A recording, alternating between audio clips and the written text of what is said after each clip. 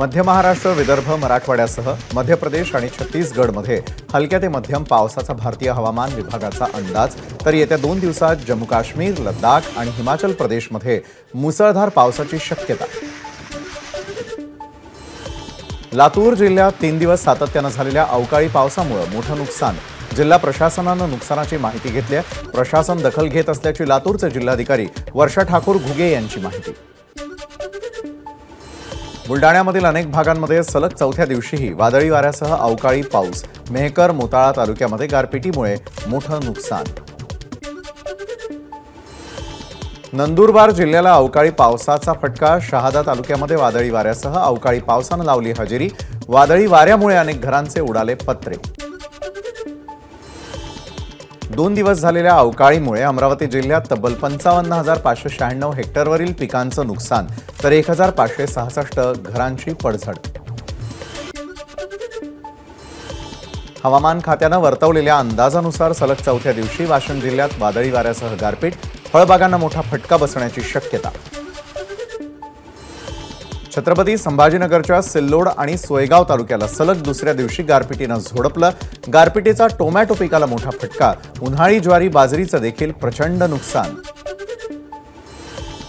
बीड जिल्ह्यात अवकाळी पावसाचं थैमान। आंबा, टरबूज यासह भाजीपाल्याचं प्रचंड नुकसान।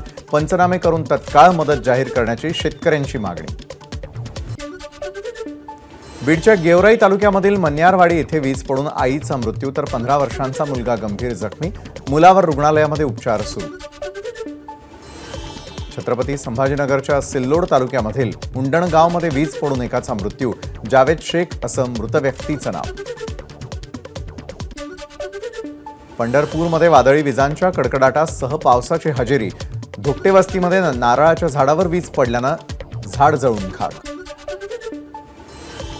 वाशिम जिल्ह्यामधील रिसोड, मलेगाव तालुक्यामध्ये आज गारपिटीमुळे खरीप आणि रब्बी पिकांचं नुकसान।